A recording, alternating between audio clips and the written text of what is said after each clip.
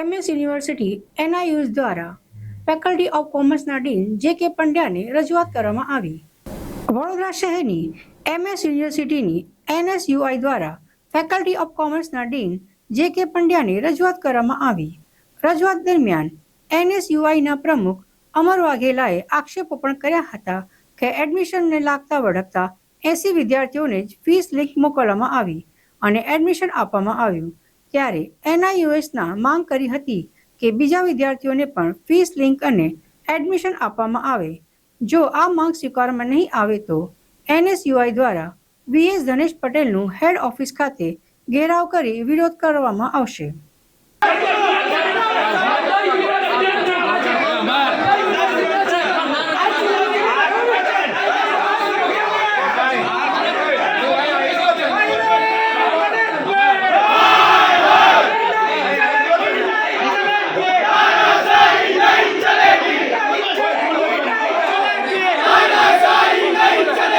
NSUI દ્વારા મહારાજા સયાજીરાવ ગાયકવાડ યુનિવર્સિટીની commerce faculty ખાતે આજરોજ આવેદનપત્ર આપવામાં આવ્યું ડીન સરને અને માંગ કરવામાં આવી કે જે બાકીના 1100 વિદ્યાર્થીઓમાંથી 80 લોકોને ફક્ત ઓફર લેટર અને ફીસની લિંક મોકલી હતી.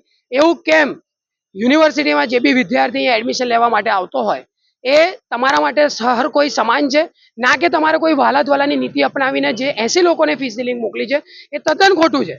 NSUIની માંગ છે કે જે બાકીના 1020 વિદ્યાર્થીઓ રહી ગયા હતા તેમને પણ તાત્કાલિક ધોરણે લિંક મોકલવામાં આવે, કારણ કે તે પણ એડમિશન માટેના હકદાર છે. અહીંયા તમારા પાસે કોઈ પોલિટિકલ પ્રેશર હોય, તમારા ઓળખીતા હોય, તમારા સગા સંબંધી હોય, એમાં 80 લોકોને તમે ફીસની લિંક મોકલી દીધી. ના જીકાસનો કોઈ પરિપત્ર હતો, ના MS યુનિવર્સિટીની એવી કોઈ ગાઈડલાઈન હતી, તો આ 80 લોકોને એવી રીતે કઈ રીતે તમે લિંક મોકલી છે?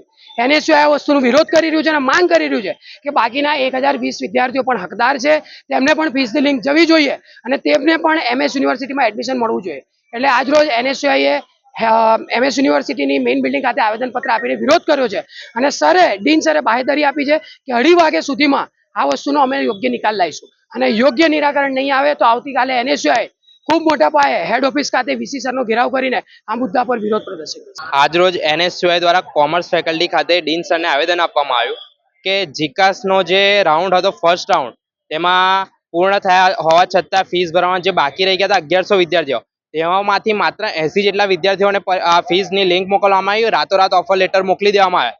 તો બાકીના જે 1020 વિદ્યાર્થીઓ છે તેઓનો શું ગુનો હતો? તેઓ પણ આ એડમિશન માટે એલિજિબલ હતા. BCom તેઓના જે પર્સન્ટેજ ક્રાઇટેરિયા હતું તેઓ એલિજિબલ હતા, પરંતુ તે લોકોને લિંક ના આપી. તેઓએ વહાલાદવાલા જે 80 જે વિદ્યાર્થીઓ હતા તેઓને લિંક મોકલી દીધી અને આ અંગે ના તો જીકાસ દ્વારા કોઈ પરિપત્ર હતો કે ના તો યુનિવર્સિટી દ્વારા કોઈ પરિપત્ર બહાર પાડવામાં આવ્યો, પરંતુ જીકાસ તથા સિસ્ટમની બહાર નીકળીને આ લોકોએ પોતાના 80 જેટલા વિદ્યાર્થીઓ, જે સગા સંબંધીઓના હોય કે ઓળખીતા વિદ્યાર્થીઓને તે લોકોએ એડમિશન આપી દીધા છે અને આ રીતે ગપલા કર્યા. અન્ય વિદ્યાર્થીઓ જે 1000 વિદ્યાર્થીઓ છે તેઓ સાથે અન્યાય કર્યો. તે અંગે NSUI આજે ડીન સરને રજૂઆત કરી છે કે 1020 વિદ્યાર્થીઓ જે છે તેઓને પણ ફરીથી ઓફર લેટર મોકલવામાં આવે, તાત્કાલિક ફીસ પેમેન્ટની લિંક મોકલવામાં આવે, નહીં તો NSUI દ્વારા જે છે આગળ જઈને ઉગ્રથી ઉગ્ર રજૂઆત કરવામાં આવશે.